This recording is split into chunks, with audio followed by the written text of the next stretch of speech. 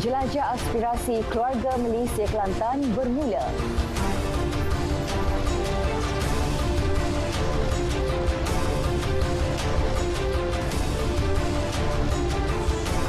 Rangkaian 5G lonjak daya saing tahap produktiviti.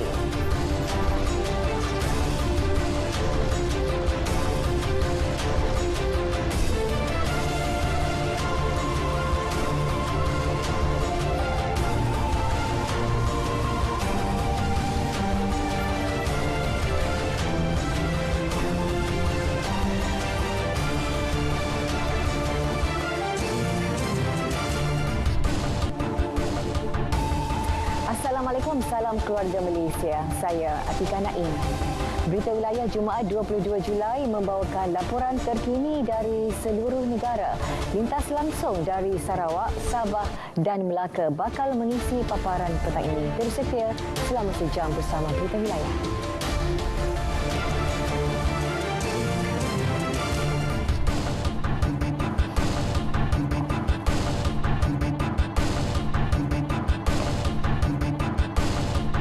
Perdana Menteri Datuk Seri Ismail Sabri Yaakob menaruh keyakinan rangkaian 5G mampu melonjakkan daya saing ekonomi Malaysia serta tahap produktiviti dan nilai tambah industri. Keyakinan dinyatakan Perdana Menteri semasa menerima kunjungan hormat Presiden dan Ketua Pegawai Eksekutif Kumpulan Ericsson Borje Elkholm di Putrajaya yang tertumpu kepada perbincangan status terkini pelaksanaan rangkaian 5G di Malaysia. Menerusi perkongsian di laman Facebook, Perdana Menteri berkata pelaksanaan rangkaian 5G mampu menjadi perintis pembangunan prasarana dan liputan rangkaian 5G. Ericsson turut menyatakan komitmen untuk terus mempergiatkan aktiviti dan pelaburan di Malaysia setelah 57 tahun bertapak di negara ini.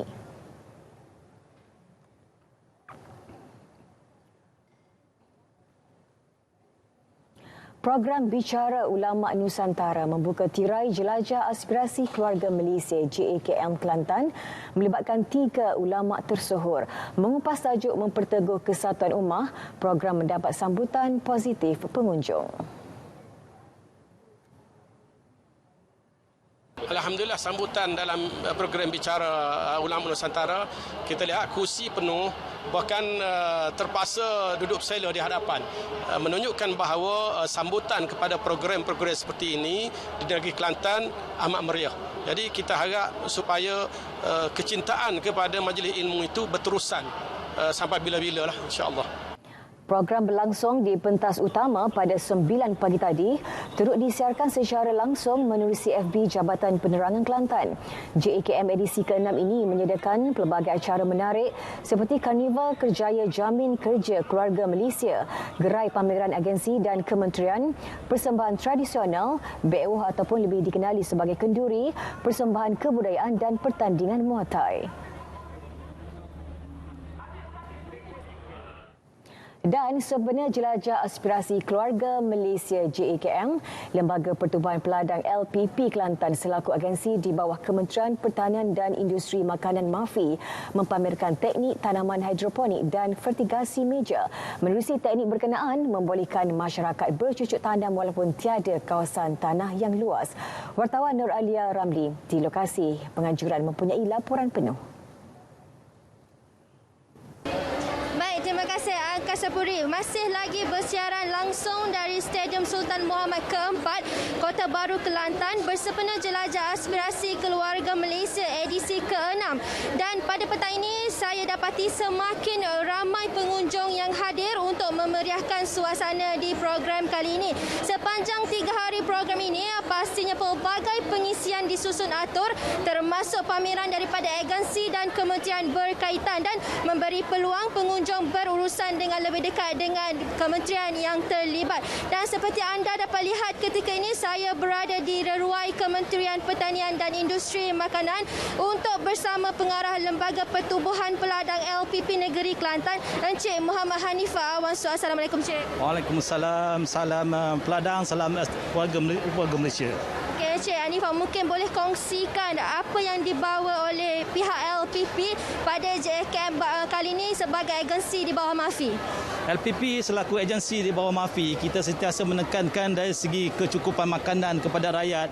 Apatah lagi dalam pameran yang kita nak bersama dengan Aspirasi Keluarga Malaysia ini, kita nak LPP ini membawa satu teknik baru yang mana semua orang, semua rakyat yang berada di kawasan yang tidak mempunyai tanah yang besar juga boleh bercucuk tanam.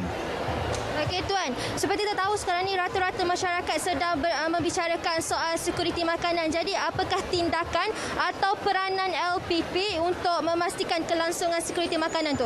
Kita mengucapkan ribuan terima kasih kepada pihak MAFI yang saban tahun menurunkan peruntukan pembangunan yang agak besar termasuk kepada lembaga Pertubuhan Peladang.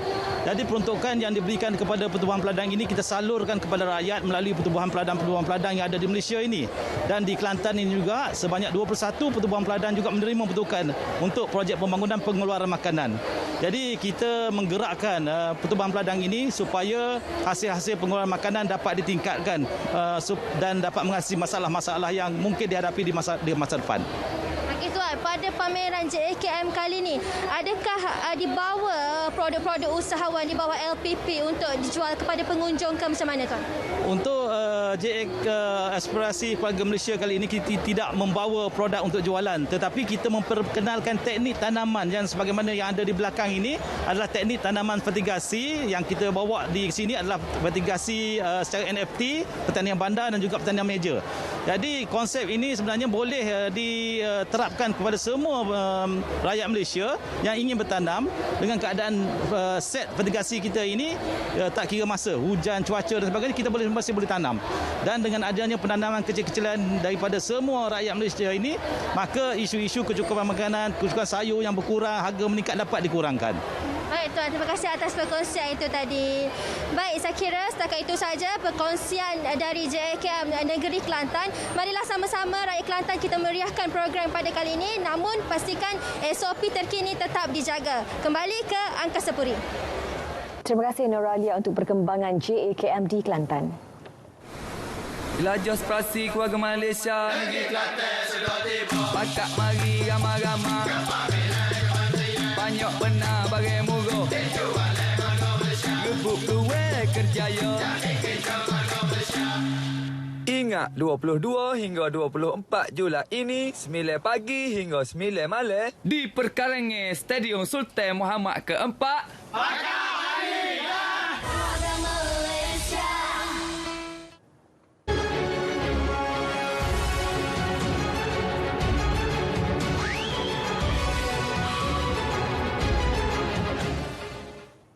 $1,207 kilogram minyak masak paket bersubsidi dirampas di Pasir Tumbuh, Kota Baru daripada seorang peruncit. Siasatan mendapati suspek cuba menyembunyikan barang kawalan berkenaan. Rampasan dibuat KP Danesh EP Kelantan dalam operasi bersama pasukan polis. Tindakan diambil selepas pegawai penguasa yang menyamar pembeli dinafikan hak untuk mendapatkan minyak masak paket terbabit. Lelaki berusia 46 tahun itu mengaku barang kawalan tersebut telah berada di premisnya sejak 3 hari lepas. Kes dirujuk mengikut Akta Kawalan Bekalan 1961 dan Peraturan Kawalan Bekalan 1974. 30,000 peluang kerja ditawarkan dalam Expo Kerjaya Jamin Kerja Keluarga Malaysia 2022. Program anjuran Kementerian Sumber Manusia melalui perkesok itu bakal menjadi karnival pekerjaan terbesar tahun ini. Menurut Ketua Eksekutif Perkeso, Datuk Seri Dr. Muhammad Azman Aziz Muhammad, Expo berlangsung selama 5 hari bermula esok di Pusat Dagangan Dunia PWTC Kuala Lumpur. Pelbagai kategori dan sektor pekerjaan ditawarkan dengan pelibatan kira-kira 1,000 majikan. Expo Kerjaya Jamin Kerja Keluarga Malaysia dianjur selaras sasaran kerajaan untuk mencipta 600,000 peluang pekerjaan melalui inisiatif Jamin Kerja Keluarga Malaysia.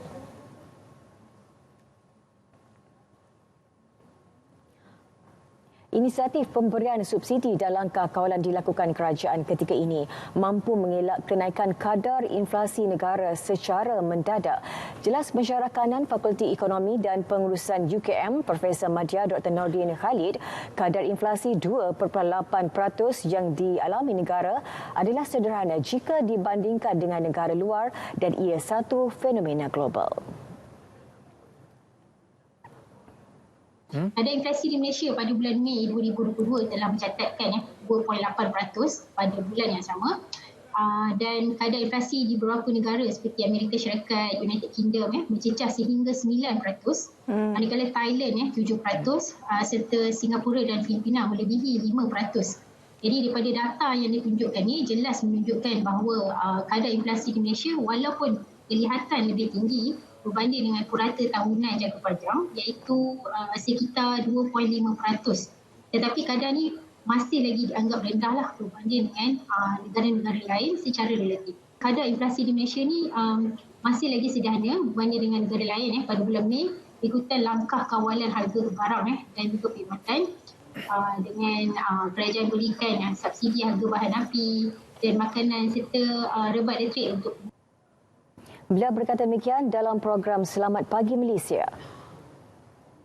Kita juga akan mula memberikan perhatian kepada semua barangan dan perkhidmatan lain yang boleh menyumbang ke arah peningkatan inflasi dan kita memberi jaminan kita akan terus melaksanakan pendekatan secara proaktif mengawal dan mengekalkan negara berada pada kadar inflasi yang boleh diurus dan tidak mengalami inflasi yang tinggi.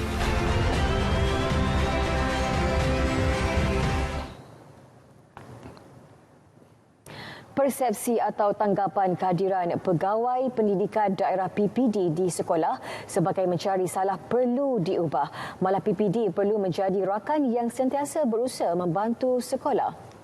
Menerusi catatan di Facebook rasmi Menteri Kanan Pendidikan, Datuk Dr. Razli Jidin dinyatakan sebagai institusi yang paling dekat dengan sekolah, PPD seharusnya menjadi ejen yang bertanggungjawab menyebar secara meluas dan menjelaskan dasar, perancangan serta hala tuju pendidikan negara yang digariskan Kementerian Pendidikan kepada kumpulan sasar iaitu guru, sekolah dan ibu bapa.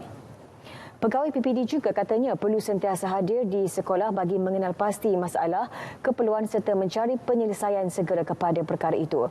PPD perlu menjadi pemudacara antara pihak sekolah dengan Penjabatan Pendidikan Negeri dan KPM sekiranya perkara itu tidak boleh diselesaikan di peringkat PPD. Perkara itu antaranya penekanan yang digariskan beliau ketika bertemu dengan 146 pegawai PPD dari Perlis, Kedah, Pulau Pinang, Kelantan, Terengganu, Kuala Lumpur, Sabah dan Labuan yang menyertai siri kedua konvensyen PPD di Institut Aminuddin Baki, Bandar Instik Negeri Sembilan. Konvensyen itu susulan convocation pertama minggu lepas yang melibatkan 142 pegawai PPD dari Johor, Melaka, Negeri Sembilan, Selangor, Putrajaya, Pahang dan Sarawak. Bagi memastikan pegawai PPD dapat menjalankan tanggungjawab dengan cekap dan secara optimum, beliau berkata KPM sentiasa berusaha memperkasakan sistem penyampaian agar maklumat yang tepat dapat disalurkan antara KPM, JPN, PPD dan sekolah. Pengecualian duty stamp ke atas surat cara pindah bilik dan perjanjian pinjaman bagi pembelian rumah pertama secara peringkat atau tier harga rumah iaitu bagi rumah berharga RM500,000 dan ke bawah. Insentif pengecualian duty stamp adalah sebanyak 100%. Yang kedua, bagi rumah berharga melebihi RM500,000 sehingga RM1 juta, insentif pengecualian sebanyak 50%. Pengecualian ini adalah bagi perjanjian jual beli yang disempurnakan dalam tempoh mulai 1 Jun 2022 sehingga Disember 2023.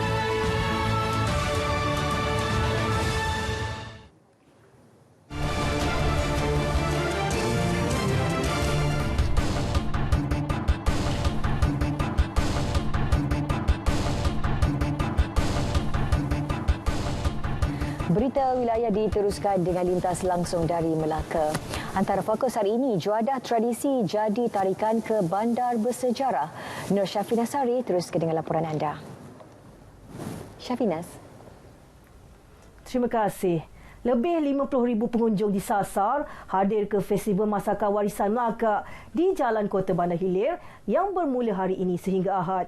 Program tahunan itu dianjur Perbadanan Muzium Melaka Perzim bagi mengetengahkan sajian tempatan kepada pelancong selain memastikan juadah tradisional kekal diingati. Menurut pengerusi Lembaga Pengarah Perzim, Datuk Akramuddin Abdul Aziz, beberapa kelainan bakal dilakukan dalam penganjuran kali ke-13 ini. Salah satunya, acara memasak asam pedas serentak melibatkan 250 peserta yang dijangka dicatat dalam Malaysia Book of Record. Pada kali ini, kita telah meminta Jabatan Pendidikan Negeri Melaka untuk memanggil pelajar-pelajar tingkatan 3, tingkatan 4 dan tingkatan 5 untuk turut serta dalam program ini. Kerana apa? Kerana masakan warisan ini kita nak deliverkan masakan ini kepada siapa? Kita nak deliverkan masakan ini kepada generasi yang akan datang. Dan saya bersama-sama dengan pihak pentadbiran telah pun melagamkan berbagai-bagai program. Dan kita juga ada juga persembahan-persembahan daripada Perbadanan Muzium luar daripada Melaka. Contohnya Perbadanan Muzium daripada Kelantan. Dia akan membuat persembahan silat jatuh. Lebih 30 hidangan tradisi daripada pelbagai etnik turut disediakan kepada pengunjung. Pameran dan promosi keunikan Baba dan Nyonya bakal menemui pengunjung Melaka pada cuti sekolah hujung tahun ini. Inisiatif dilaksana sebagai usaha mempromosi budaya berkenaan agar keindahan warisan dapat disebar luas kepada pelancong. Program digerakkan Kementerian Pelancongan, Seni dan Budaya Motek dengan kerjasama Kerajaan Negeri. Kita kementerian selalu bekerjasama dengan pihak Tourism Melaka, iaitu di bawah Yang Berhormat Ketua Menteri Melaka dan juga YB Exco Pelancongan, di mana benda ni kita boleh dijadikan satu program tahunan, dimasukkan mungkin dalam kalender of event supaya lebih banyak orang datang untuk kenal manik ini. Antara bakal diketengahkan pameran berunsur sejarah dan sulaman manik yang menjadi tradisi masyarakat itu. Penglibatan lebih ramai masyarakat Baba dan Nyonya dialu-alukan bagi menjayakan inisiatif berkenaan. Lebih 50 peserta menyertai kejohanan golf junior Majlis Sukan Sekolah Negeri Melaka. Berdasarkan jumlah penyertaan yang memberangsangkan itu, Pengerusi Aikroh Country Club Datuk Rahmat Mariman optimis lebih banyak bakat muda baru dapat digilap untuk diangkat ke peringkat lebih tinggi. Dan harapan saya supaya mereka pada satu hari nanti menjadi juga pemain golf profesional. Sebab itu harapan kita. Sebab ini adalah salah satu sukan di peringkat dunia yang kita boleh masuk. Orang kata bukan boleh masuk, boleh menguasai. Dengan fizikal wang ASEAN boleh menguasai. Ramai juga pemain-pemain profesional kita di Melaka pun ada yang dah mula generate income melalui penyertaan mereka di peringkat antarabangsa dalam sukan golf. Beliau yang juga Esko Kerja Raya, Pengangkutan, Kemudahan Awam, Infrastruktur dan Pengurusan Banjir ditemui selepas majlis perasmian penutup Golf Majlis Sukan Sekolah Negeri Melaka di Aikroh. Kejohanan berlangsung 2 hari bermula kemarin. 3 kategori dipertandingkan iaitu bawah 12 tahun, 15 tahun dan 18 tahun. 5 pemain terbaik bagi setiap kategori akan dilatih sebagai atlet golf yang bakal mewakili Melaka dalam sukan itu pada masa akan datang. Sekian paparan berita dari Melaka. Kembali ke Angkasa Puri. Terima kasih Syafinas di Melaka. Penilaian mengenai dasar perumahan Kerajaan Negeri Melaka DRN Melaka berada di peringkat akhir. Tetapan yang bakal dimuktamad mengambil kira pelbagai aspek termasuk peningkatan kos bahan binaan. Ketua Menteri Melaka Datuk Seri Sulaiman Man Ali memberi jaminan dasar itu tidak akan membebankan pemaju, kontraktor atau pembeli. Masih dalam peringkat akhir, kita belum putuskan lagi. Jadi seperti mana yang disebut oleh pengurusi Reda tadi, itu semua kita ambil kira. Dan kita masih lagi di peringkat akhir. Kita melihat dasar perumahan dan kalauan harga rumah ini, ianya juga melihat kepada situasi semasa. Beliau ditemui selepas merasmikan Expo Perumahan dan Hartanah Melaka 2022 di Bandaraya Melaka. Terdahulu Persatuan Pemaju Hartanah dan Perumahan mengemukakan 4 cadangan untuk dipertimbang dan dimasukkan dalam DRN Melaka. Dalam pada itu, Datuk Seri Sulaiman memaklumkan indeks harga rumah purata bagi Melaka bermula daripada RM181,000. Ini menjadikan harga unit kediaman di negeri itu masih rendah berbanding negeri-negeri lain. Untuk makluman semua, harga rumah negeri Melaka ya adalah yang paling rendah sekali di Malaysia.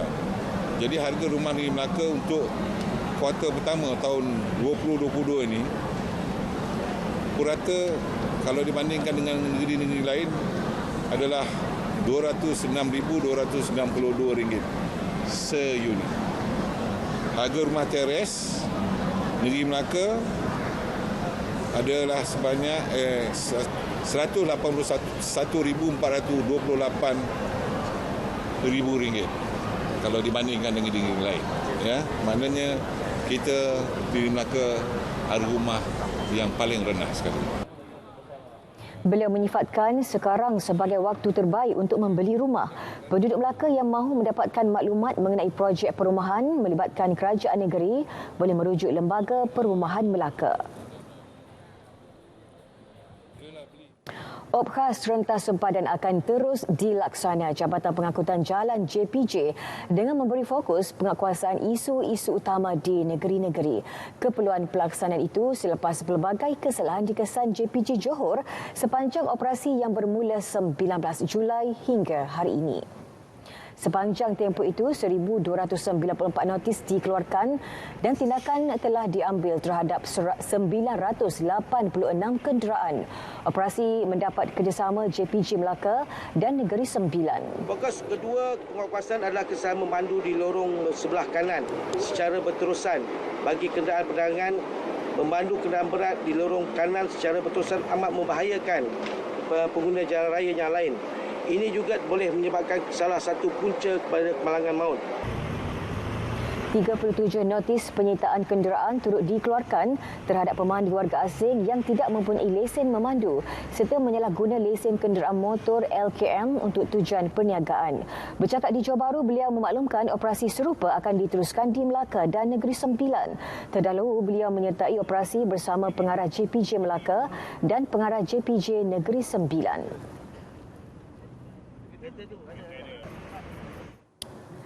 Seterusnya, kita ikuti dahulu laporan cuaca semasa di seluruh negara bersama Pegawai Met Malaysia, Muhammad Napizi Mat Napiah.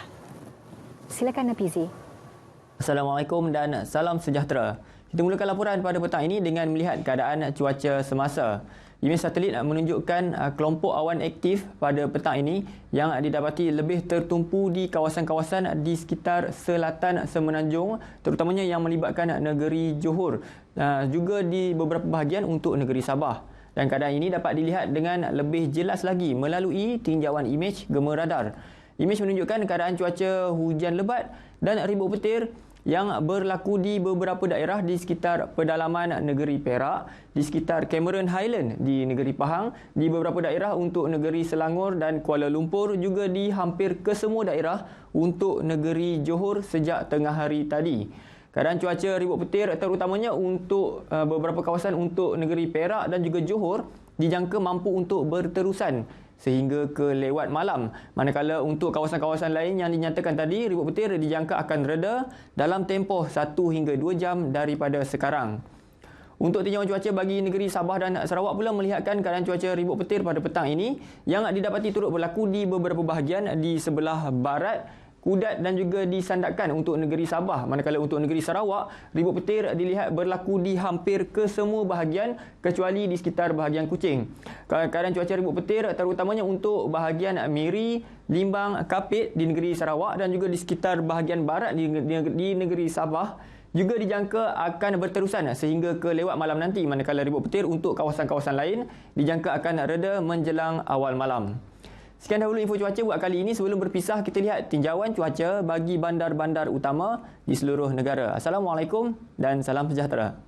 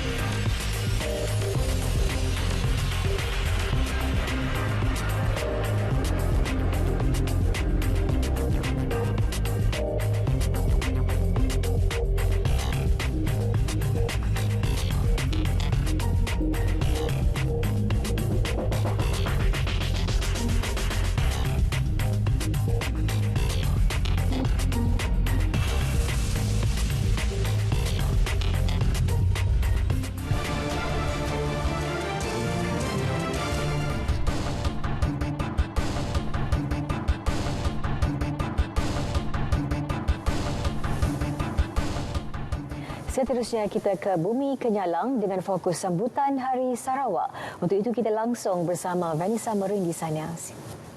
Vanessa, silakan. Ya, baik. Terima kasih, Atika. Beberapa pemimpin Sarawak di peringkat persekutuan dan negeri menitipkan ucapan istimewa di laman sosial rasmi bersempena Hari Sarawak yang disambut 22 Julai setiap tahun.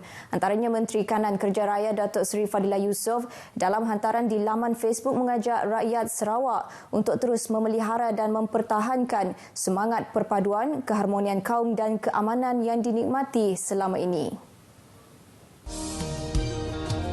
Datuk Seri Fadilah mengingatkan rakyat untuk tidak sesekali lupa akan pengorbanan pejuang terdahulu agar kemakmuran serta perpaduan yang dikecapi selama ini akan terus kekal terpelihara.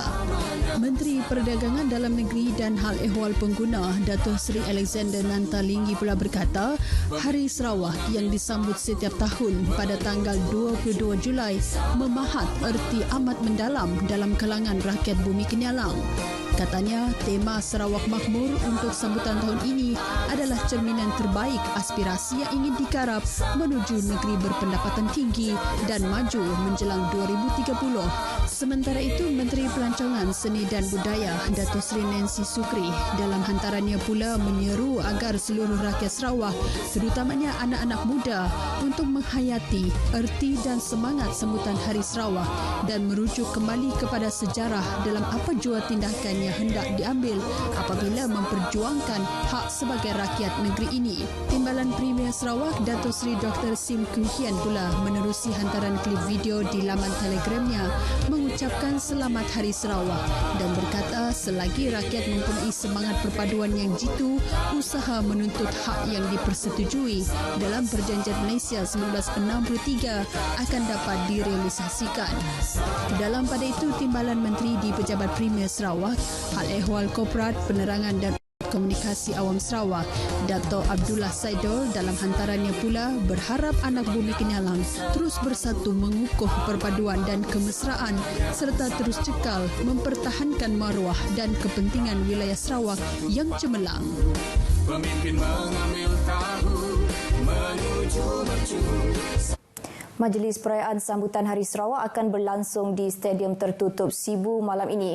Wartawan RTM Sibu Muhammad Al-Hadi Syamsawi kini berada di sana untuk membawakan perkembangan terkini persediaan akhir di lokasi sambutan itu. Silakan Al-Hadi. Terima kasih rakan penyampai di studio RTM Kuching. Assalamualaikum, salam sejahtera, salam Hari Sarawak 2022. Saya sekarang berada di Stadium Tertutup Sibu untuk menyaksikan persiapan akhir untuk malam sambutan Hari Sarawak untuk tahun ini. Dan sekarang saya bersama dengan Puan Nur Hayati Bidin yang merupakan Ketua Penolong Pengarah Unit Protokol Istiadat Pengurusan Acara Sarawak yang juga merupakan koordinator untuk acara malam ini untuk memperincikan mengenai persiapan akhir yang sedang berlaku di sini ketika ini. Terima kasih kerana bersama kami petang ini, Puan. Terima kasih. Selamat Hari Sarawak 2022. Jadi, Puan, apa lagi yang sedang dibuat di saat-saat akhir sebelum bermulanya acara malam ini? Okey, pada malam ini seperti kita sedia maklum, kita akan mengadakan perhimpunan khas bersempena dengan sambutan perayaan Hari Sarawak 2022.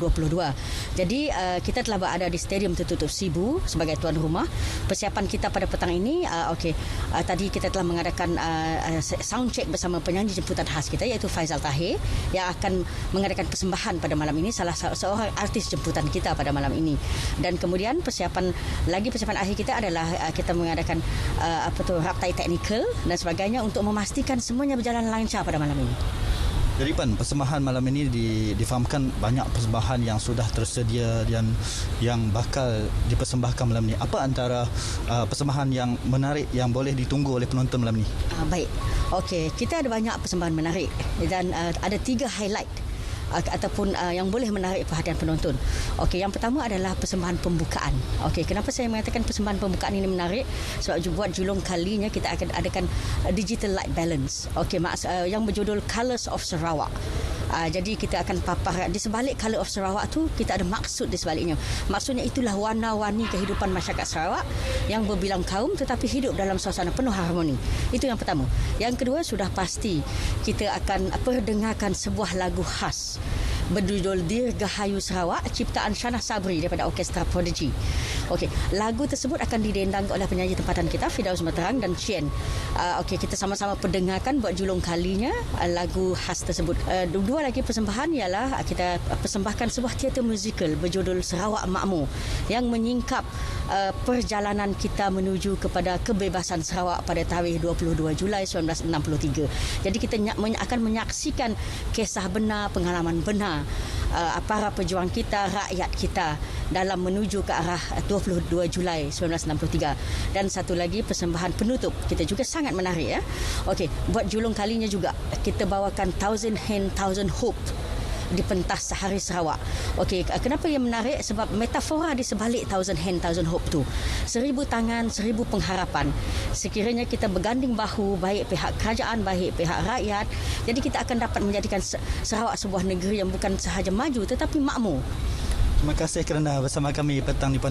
Jadi untuk penduduk Sibu yang berada di Bandar Sibu sekarang ini, pastikan malam ini beramai-ramai turunlah ke stadium tertutup di Sibu ini untuk menyaksikan persembahan-persembahan menarik yang akan disajikan malam ini.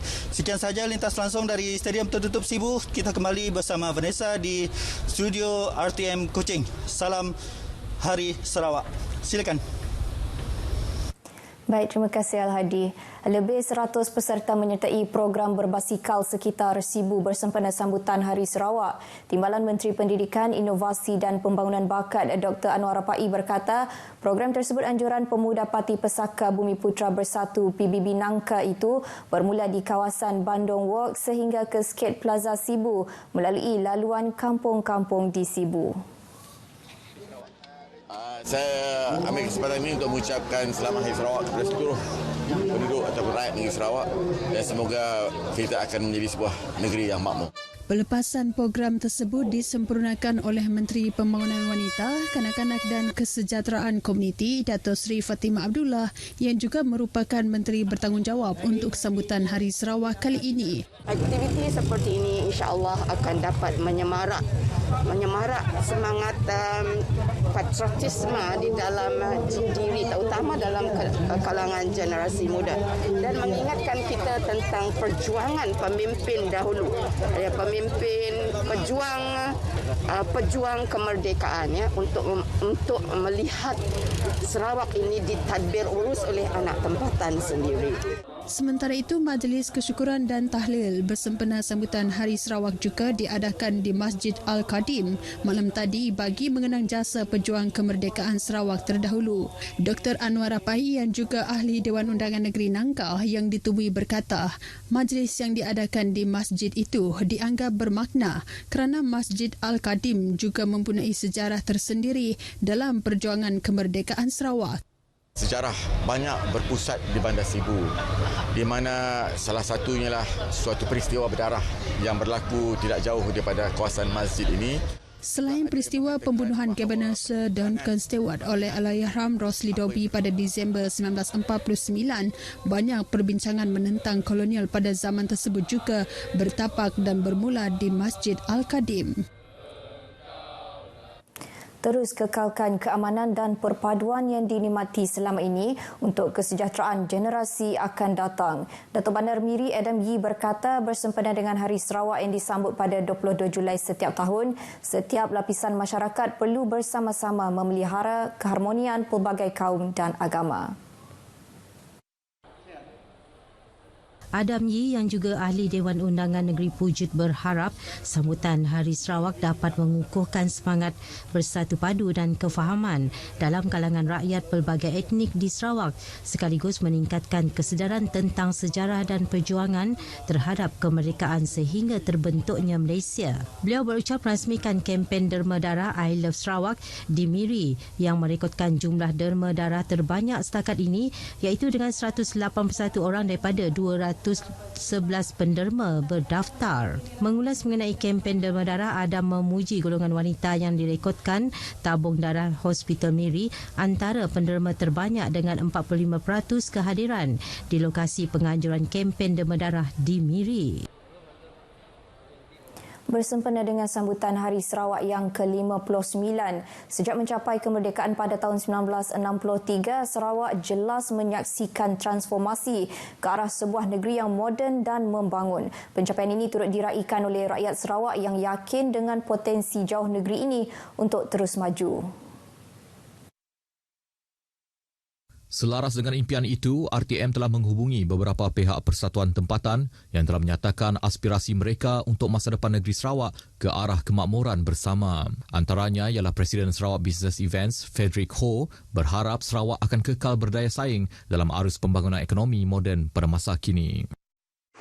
I hope Sarawak can create all-inclusive generation who are creative and agile. The formula is now to get the relevant stakeholders to work and move together. Use SPICE as the guiding light, which is pragmatic, inclusiveness, economic viable and sustainable. Bagi Presiden Persatuan Sukan Elektronik Sarawak, Afiq Fadli Narawi, berharap agar Sarawak akan melahirkan lebih ramai pemimpin-pemimpin daripada golongan muda pada masa akan datang. Saya ingin mengambil kesempatan ini untuk mengucapkan selamat menyambut Hari Sarawak. Harapan saya adalah untuk negeri kita menjadi lebih maju dan mencapai visi pada tahun 2030 dan supaya pada masa akan datang akan ada lebih ramai pemimpin-pemimpin dari golongan muda, dari golongan belia dan kita harapkan keharmonian yang ada di negeri Sarawak akan kekal buat selama-lamanya. Presiden Persatuan Pengamal Media Sarawak bahagian Kuching, KDJA, Roni Teo pula berharap agar jalinan erat di antara kerajaan negeri dan pengamal media tempatan terus kukuh demi menyampaikan maklumat yang tepat serta sahih kepada orang awam. Sempena Hari Sarawak tahun ini, kami dari Persatuan Pengamal Media Sarawak bahagian Kuching berharap kerajaan negeri akan terus memperjuangkan pembangunan di sini dan juga terus bekerjasama dengan pengamal media sini untuk menyampaikan berita yang tepat dan berasaskan fakta kepada masyarakat di sini. Dalam pada itu, seramai 15 orang ahli KDJA yang diketuai oleh Roni Teo juga telah berjaya melakukan ekspedisi mendaki Gunung Kinabalu di Sabah baru-baru ini bersempena dengan sambutan Hari Sarawak ke-59. Baik, dengan itu sekian berita dari Sarawak. Selamat menyambut Hari Sarawak kepada semua anak Sarawak di mana sahaja anda berada. Salam Sarawak Makmur. Kita kembali bersama Atikah di Angkasa Puri. Silakan. Baik, terima kasih Vanessa untuk perkembangan di Sarawak.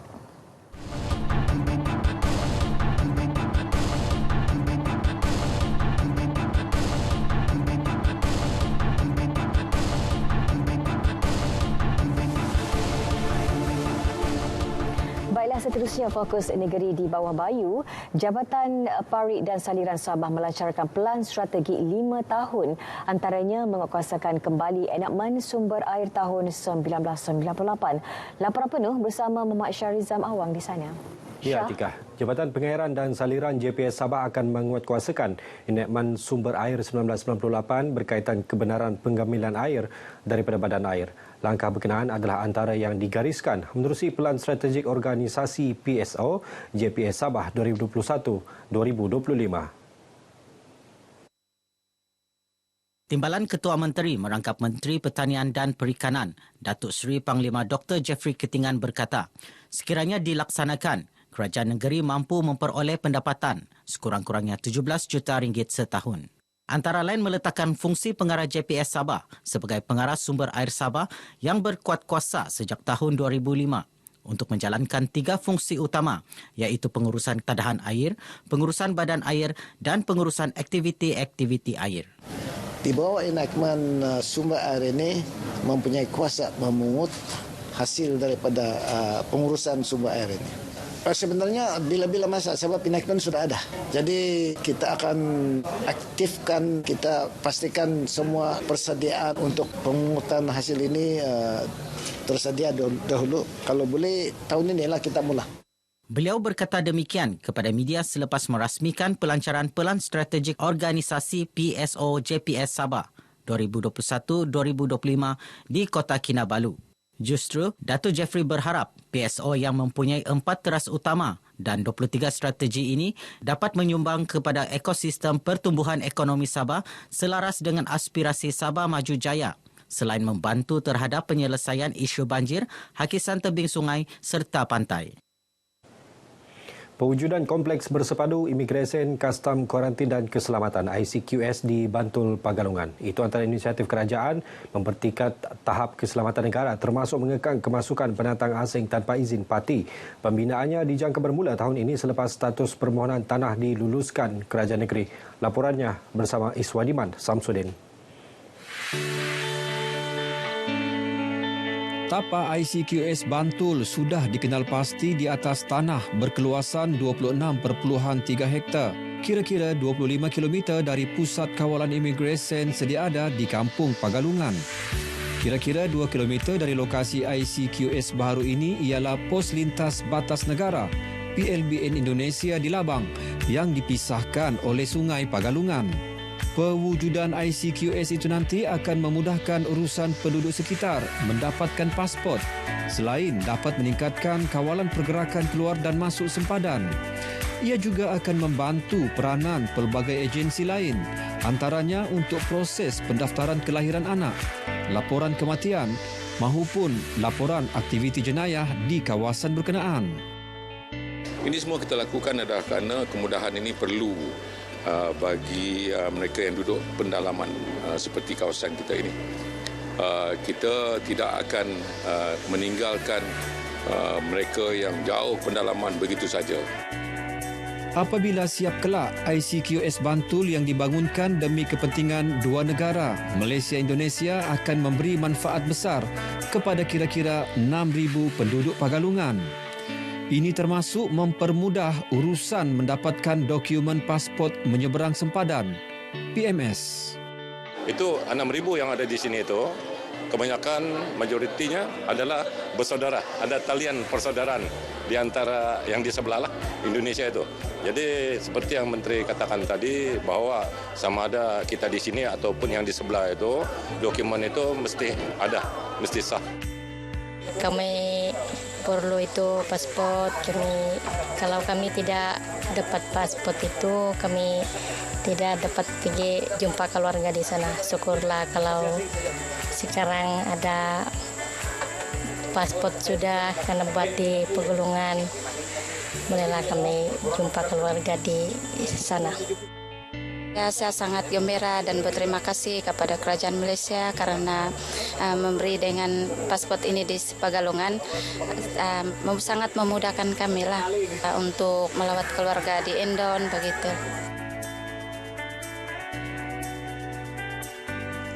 Baiklah saudara, ketika ini saya berada di pos kawalan imigresen Pagalungan di negeri Sabah yang terletak kira-kira 25 km dari sempadan antarabangsa antara Bantul dan juga Labang, Indonesia.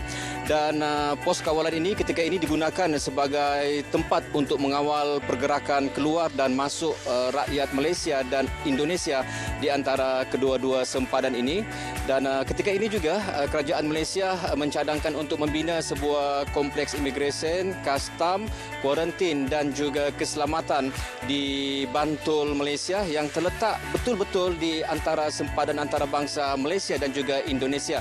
Dan apabila siapnya nanti kompleks ICQS di Bantul ini, ia akan lebih memudahkan lagi Kerajaan Malaysia untuk mengawal pergerakan keluar dan juga masuk rakyat antara kedua-dua negara ini.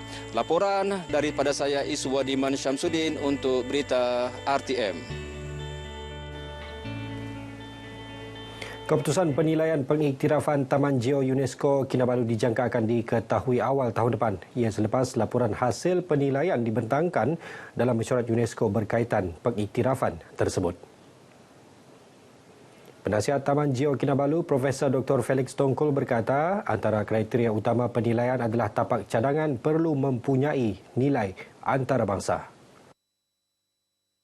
Inilah yang kita cuba meyakinkan mereka bahawa kita memang ada ini. Contohnya tapak Gunung Kinabalu sendiri yang di belakang ini ialah sesuatu yang sangat unik di Asia Tenggara. Sungai Baleojong. Di sana kita jumpa kerak lautan yang berusia 130 juta tahun usia dia. Jadi itu juga mewakili dulu satu lautan yang dikenali sebagai Proto South China Sea ataupun Laut Cina Selatan yang awal. Beliau berkata demikian kepada media selepas majlis penutupan penilaian Taman Geo UNESCO di Taman Kinabalu, Ranau. Perkara lain yang turut dinilai seperti pengurusan Taman Geo khususnya aspek kewangan selain memastikan ia mempunyai peruntukan yang cukup untuk terus berkembang. Sekiranya pengiktirafan ini berjaya, ia akan menjadi lokasi kedua diiktiraf selepas Taman Geo Global UNESCO Langkawi. Setakat ini terdapat 177 Taman Geo UNESCO di 46 negara merangkumi tapak geologi, budaya dan biologi. Mahkamah Sesyen Sandakan telah menjatuhkan hukuman denda RM50,000 terhadap seorang lelaki warga asing kerana memiliki 1,769 telur penyu. Sekiranya gagal, pesalah bakal berhadapan tindakan penjara antara 3 bulan hingga 1 tahun penjara.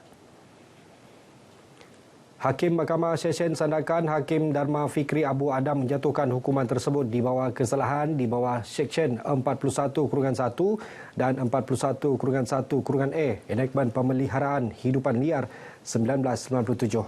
Tuduhan pada 15 Julai lalu bertempat di Kampung Bokhara, Karamunting, Sandakan.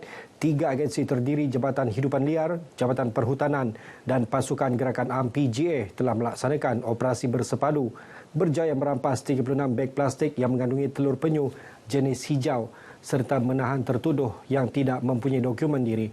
Pendakwaan diwakili Pegawai Pendakwa Jabatan Hidupan Liar Sabah Abdul Karim Dakok, sementara tertuduh tidak diwakili peguam. Tertuduh membayar denda tersebut seterusnya dirujuk kepada Jabatan Imigresen untuk tujuan pengusiran. Hasil rampasan akan dihantar ke Pusat Penetasan di Pulau Langkayan, Sandakan. Baik, paparan tadi mengakhiri bahan berita dari Sabah. Untuk lebih banyak lagi perkembangan dalam negara, terus saja bersama dengan Atikah. Silakan Atikah. Terima kasih Syarizam di Sabah.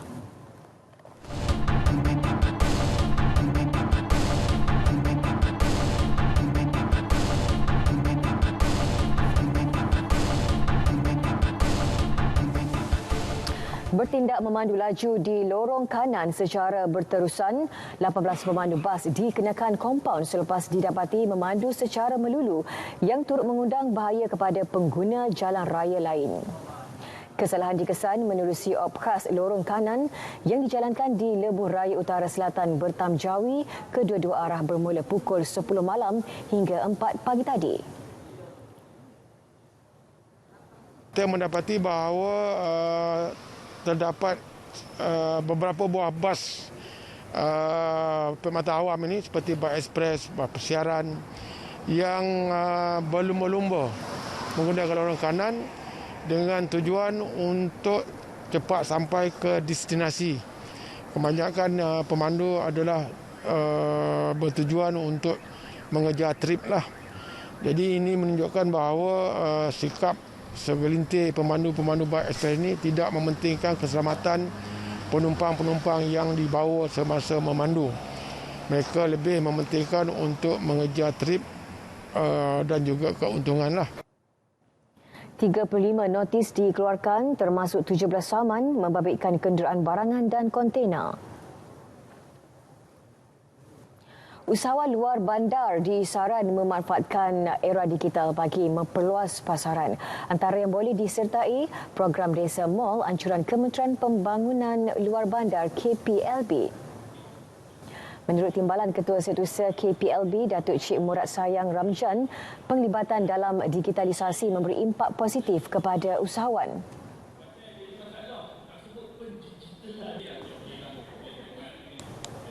Apa yang kita buat melalui program ini ialah kita nak supaya usahawan-usahawan luar bandar terutamanya mereka ini meneroka bidang digital. Sebab nak tak nak hari ini semua orang akan pergi kepada era itu. Jadi kita nak mengajar usahawan-usahawan ini bahawa selain daripada platform konvensional yang mereka lalui sebelum ini, hari ini kita pergi kepada program digital. Beliau ditemui selepas merasmikan program pendigitalan usahawan luar bandar di Bayan Baru. Program Desa Mall merupakan inisiatif pemasaran secara dalam talian yang diperkenal menerusi dasar pembangunan luar bandar.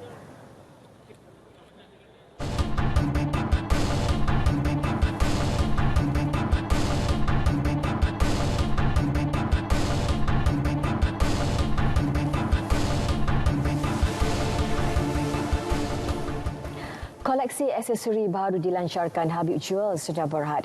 Ia merupakan koleksi pertama diperkenal selepas 2 tahun susulan penularan COVID-19. Aksesori baru itu dilancar hasil kerjasama dengan jenama pertama dan aksesori Spanyol TUS. TUS High Summer 2022 Collection menggabungkan batu permata dan animal pelbagai warna.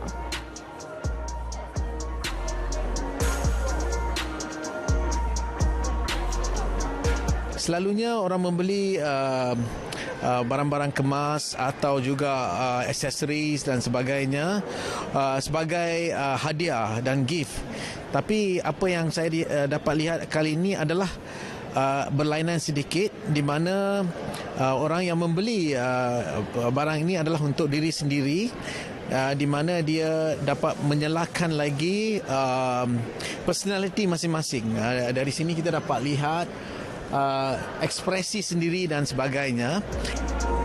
TUS High Summer 2022 Collection diilhamkan daripada suasana musim panas yang meriah dan menggembirakan. Selepas pandemik, dah 2 tahun kami di rumah.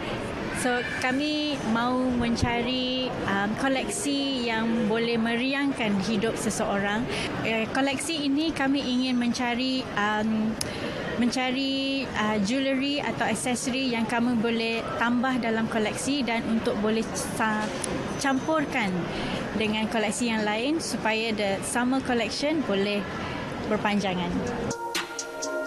Koleksi kali ini turut sesuai untuk anak muda kerana memiliki reka bentuk kontemporari. Pemilik kelab komedi didakwa di mahkamah atas 3 tuduhan membuat dan memulakan hantaran video yang menyentuh sensitiviti kaum menerusi media sosial. Tertuduh Muhammad Rizal Johan Van Kezel bagaimanapun mengaku tidak bersalah. Pendakwaan dibuat di Mahkamah Session Jenayah Cyber Kuala Lumpur. Mengikut ketiga-tiga pertuduhan, lelaki itu didakwa membuat dan memulakan penghantaran komunikasi jelit dengan niat menyakitkan hati orang lain. Perbuatan didakwa dilakukan Rizal melalui aplikasi Facebook, Instagram dan TikTok antara 4 hingga 6 Julai lalu. Hakim Nur Hasniah Abdul Razak membenarkan dia dijamin RM12,000 untuk semua pertuduhan. Tertuduh turut diperintah menyerahkan pasport serta tidak membuat sebarang komen di media sosial mengenai kes berkenaan. Sepasang suami isteri warga Singapura diremang 7 hari kerana disyaki mendera anak angkat. Mangsa dipercayai dipukul dengan penyangkut baju, kayu penyapu dan dicucur dengan pemetik api hanya kerana tidak suka makan nasi. Menurut Ketua Polis Daerah Kajang ACP Muhammad Zaid Hassan, pasangan itu ditahan awal pagi tadi selepas video dera itu tular. Semakan mendapati kanak-kanak perempuan berusia 4 tahun berkenaan merupakan anak kepada warga Indonesia. Dia bagaimanapun diserahkan kepada pasangan itu untuk dijaga April lalu. Mangsa kini dirawat di Hospital Kajang. Kes disiasat mengikut Akta Kanak-Kanak 2001. Orang ramai yang mempunyai maklumat diminta tampil ke Balai Polis atau menghubungi pegawai penyiasat di talian tertera.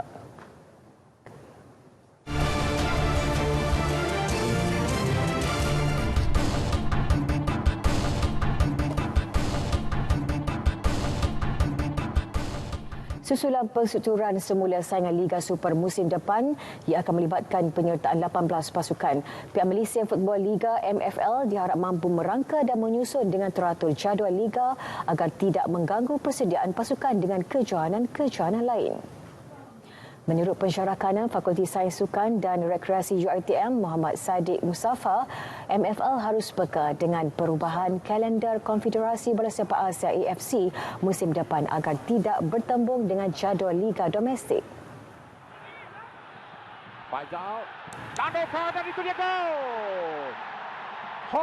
Penelitian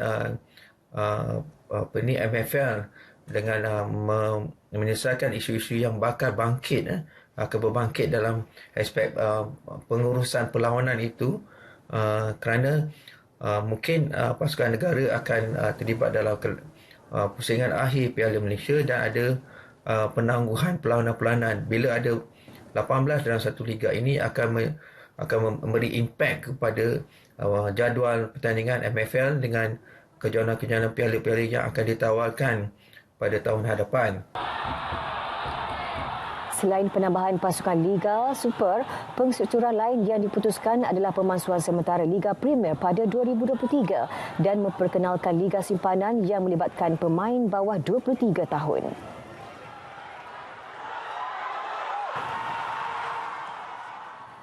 Sementara itu, dengan peraturan baru MFL yang membenarkan pendaftaran 9 pemain import untuk pasukan Liga Super, aspek kewangan perlu menjadi fokus utama kepada pasukan bertanding bagi mengelakkan masalah tunggakan gaji. Impak yang baik adalah pada pasukan yang punya sumber kewangan yang besar. Tetapi kelebihan itu tidak atau manfaat 9 pemain import ini akan memberikan impak yang besar dari segi implikasi kewangan kepada pasukan-pasukan yang kerdil. So, pada pasukan yang bertanding di Asia Champions League dan Liga Asia, mereka mungkin memerlukan jumlah pemain-pemain import yang lebih kerana untuk mengharungi jumlah perlawanan yang lebih daripada pasukan yang tidak bertanding dalam liga-liga tersebut. Liga Super musim depan masih kekal membenarkan 5 pemain import di atas padang pada satu masa dengan hanya tambahan seorang pemain import di bangku simpanan. Selain itu, format Piala FA dan Piala Malaysia pula akan dikaji semula, ekoran peningkatan perlawanan Liga dan juga perubahan kalender Konfederasi Bola Sepak Asia AFC musim depan.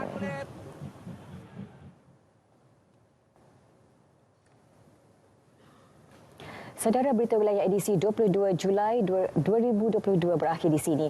Dapatkan perkembangan sahih sepanjang masa melalui portal berita.rtm.gov.my.